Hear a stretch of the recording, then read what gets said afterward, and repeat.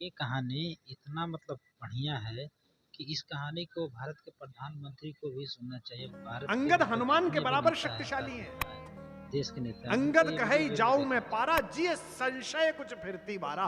बस उनके साथ एक समस्या है कि उनके मन में इस संशय कहानी को है ध्यान से कि सुनिए। मैं लौटूंगा कि नहीं लौटूंगा। और संशय क्यों है? क्योंकि अंगद और रावण का पुत्र अक्षय कुमार एक ही गुरु के शिष्य हैं। यस। अंगद बार बार अक्षय कुमार को बचपन में धो देते थे पकड़ के। वो रोता हुआ गुरुजी के पास जाता था। बहुत ध्यान से सुनिए। गुरुजी ने कई बार अंगद को समझाया। अंगद एक तो राजकुमार थे, इंद्र के बेटे थे। कल मैंने बताए थे इंद्र के बेटे कैसे होते हैं। आपने बड़ा आनंद भी लिया था। मानते नहीं थे। गुरुजी कहते थे भाई ऐसे क्यों मारता है, लेकिन अंगद को चढ़ती तो पीट देते थे अक्षय कुमार को, रावण के लड़के को। तो गुरुजी ने गुस्से में एक बार शाप दिया कि अगर अक्षय कुमार पर तूने हाथ भी उठाया तो तू मर जाएगा। यही संशय उनके मन में था कि मैं गया और सामने अक्षय कुमार मिल गया तो इसलिए समस्या हो जाएगी। और रावण को भी यह पता था कि बंदर आया है तो अंगद आया होगा। इसलिए आपने देखना कि सबसे पहले बहुत ही उसने बढ़िया अक्षय कहानी कुमार है। को भेजा। पुनि पठयऊ तेई अक्ष कुमारा चला संगले सुबट अपारा। अंगद को कब भेजा? जिस दिन युद्ध होना था उससे पहली रात। यह भारत के विदेश मंत्री का संवाद होना चाहिए जो मैं बोलना चाह रहा हूं। एकदम होना यह चाहिए। भारत की विदेश नीति में आईएफएस में पढ़ाया जाना चाहिए जो रामकथा कह रही है। युद्ध को हम अंतिम समय तक टालेंगे, लेकिन भारत का यह उद्घोष है कि युद्ध प्रारंभ हम नहीं करेंगे लेकिन समाप्त हम ही करेंगे।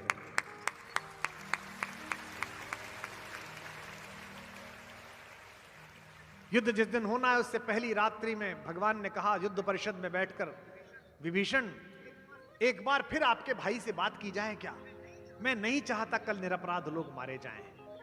विभीषण ने कहा भगवान वो मानेंगे नहीं, मैं जानता हूं उनको, युद्ध अवश्यंभावी है। भगवान ने कहा नहीं, एक बार मैं प्रयास करके देखना चाहता हूं। भेज दीजिए, एक दूत भेज दीजिए। जैसे ही दूत का नाम हुआ हनुमान खड़े हो गए। सर, भगवान ने कहा नहीं तुम नहीं, तुम पिछली बार गए थे, बड़ा कष्ट हुआ उसको। ऐसा आदमी भेजो जिसे देख के वो प्रसन्न हो। तो अंगद से कहा गया तुम जाओ। अंगद ने जो वहां बात की है वो कम्युनिकेशन में पढ़ाया जाना चाहिए, पत्रकारों को पढ़ना चाहिए, चैनल के लोग आए। अगर युद्ध नहीं टल रहा तो सामने वाले व्यक्ति को इतना हतोत्साहित करो कि वो आधा युद्ध पहले ही दिन हार जाए। जैसे ही रावण को पता चला कि राम जी ने दूत भेजा है तो रावण बड़ा प्रसन्न हुआ। उसे लगा कि राम डर गए। अहंकारी आदमी विनम्रता को कायरता समझता है। यह सामान्य प्रक्रिया है। रावण भी भयंकर अहंकारी है। उसने तुरंत राज्यसभा बुलाई अपनी और चारों तरफ अपने राज्यसभा के सदस्य इकट्ठे किए हुए। चमचे, चमचे समझते हैं आप? समझते हैं सब लोग। चमचे की पहली क्वालिटी यह है कि वो भरे हुए बर्तन में लगता है और जब तक माल निकलता है तब तक चुप रहता है। जैसे ही पतीला खाली हो जाता है फिर टन टन टन टन बोलना शुरू करता है। चमचा टाइमिंग समझता है। तो चमचा मंडल बैठा। रावण ने कहा कि हा देखो डर गया, दूत भेजा है शांति के लिए। अब अंगद आके खड़ा हुआ। नीचे पैर में शनि देवता पड़े हुए हैं, नवग्रह सामने हैं। अहंकार में बोला कौन हो तुम? ने कहा जी मैं राम जी का दूत हूं। क्या नाम है? अंगद। किसके लड़के हो? उसने कहा हाँ महाबली बाली का। तो जानता तो था, बाली 7 बार पीट चुका था इसे, यहां लगा के सागर पे चक्कर मार चुका था। लेकिन चमचों से घिरा हुआ व्यक्ति अक्सर अहंकार में होता है। वो झूठे किस्से सुनाता है चमचों को और चमचे खुश रहते हैं। अरे ऐसा कर दिया था हमारे नेताजी ने एक बार। भाई साहब क्या बात कर रहे हो आप? एक रात में चुनाव बदल दिया था। बोला किसके? कौन के सुत? महाकवि केशव लिखते कौन के सुत? कहता बाली के। अंग से होता को बाली? कौन बाली? तो अंगद मुस्कुरा के बोला न जानिए, याद नहीं आया? वही बाली जिन्होंने आपको 7 बार मारा और सागर के चक्कर लगा। मैं उन्हीं का बेटा हूं अंकल जी। फिर गोल कर गया, डर गया। कौन के सुत? बाली के। को बाली न जानिए, पोटरी कांख में चाप रहे, सागर सात नहात बखानिए। फिर बोला सागर कैसे तरियो, समुद्र कैसे पार करा, कितना बड़ा काम।